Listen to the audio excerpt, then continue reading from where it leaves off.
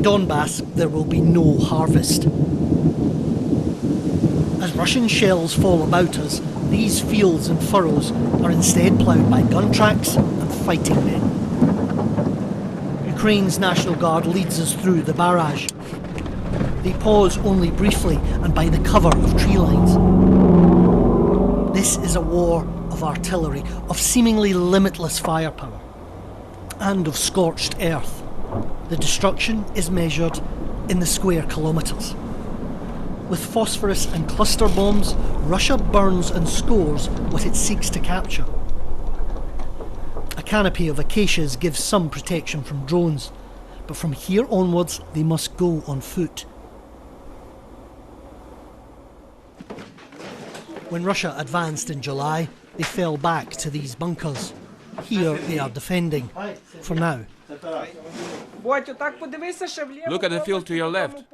They could be coming out of the woods to the firing position. How confident are you that you can hold this line, stop the Russians breaking through? 100%.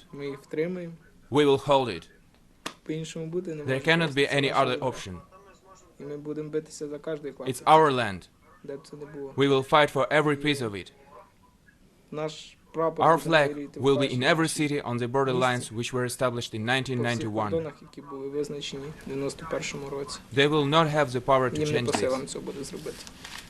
The breakthrough in Kherson has buoyed spirits, even as Russia's dominance in Donbas rings out loudly. But this war isn't only being fought at long distance. Q, there's a landmine here. Careful. The threat here isn't just the artillery you can hear, it's also these landmines all along this pathway. That's why I'm following very closely in the footsteps of the men ahead. There's another one. They edge closer to Russian positions.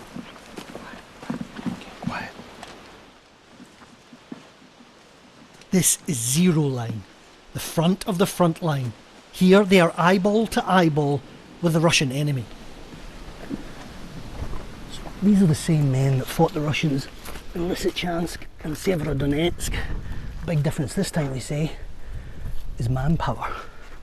Back then, they were outnumbered about 1 to 7. Now, it's 1 to 3. And as defenders, they like those odds.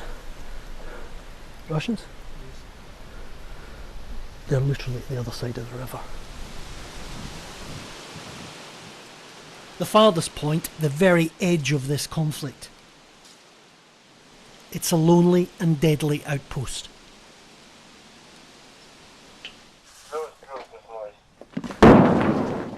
And there are more threats. Some locals are ambivalent, others hostile to Ukrainian forces. But not Sergei. Where is your wife? And is it hard being apart? Yes. Every hour, every moment I miss her. It's difficult without her because I love her and she loves me. What a life. But I think we will get through it all. Everything will be for the better. It's in our nature as Ukrainians to succeed, no matter what. I'm not a nationalist, but I believe in Ukraine and our armed forces.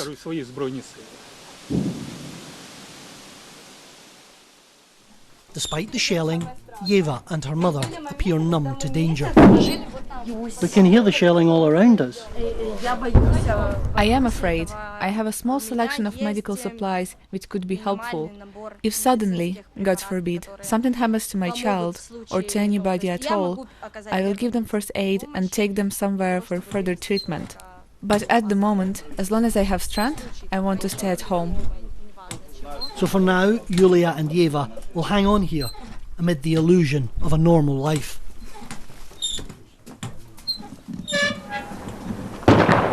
In In villages and towns for hundreds of kilometres, there's no school, no work, no life.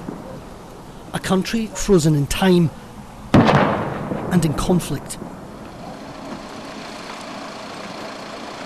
Few live this war as fast and as close to danger as Ruslan and his team of army medics. The cost of hesitation lies all too apparent by the roadside. Speed is a matter of life and death for them and for their patients. Their ambulance can't afford to wait until the shelling stops. Unlike those around them, the vehicle isn't armoured. Fresh obstacles from Russian shelling appear in their path daily. Russians came and destroyed our roads. They destroyed our industry.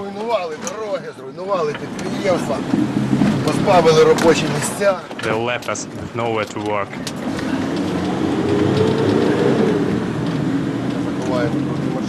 But there are times when even Ruslan and his medics have to take cover.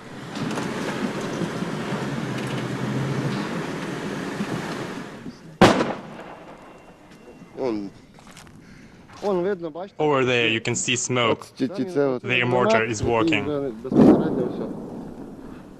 Ruslan, we can see Russian incoming mortar fire here. What do you do when you have casualties out there and this kind of firepower is coming in? What decisions do you have to make? We see the enemy, and the enemy sees us, but the enemy hides in the tree line there, disguising himself.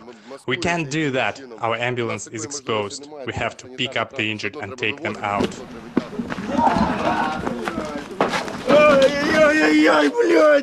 Russia's viciousness is the daily burden of Ukrainian combat medics. This man curses in agony. Only moments earlier he was wounded by a mine. They're still not sure of his injuries. But in this field hospital they have an intimate knowledge of the damage that shrapnel and artillery do to the human body. They are covered in blast wounds, their limbs broken. His colleague too has been hit. Time is critical here for two reasons: the patient's life, and the medics never know when more casualties will arrive. This is only a snapshot of the cost of this war. Without a decisive breakthrough, Ukraine's stalemate of suffering will endure.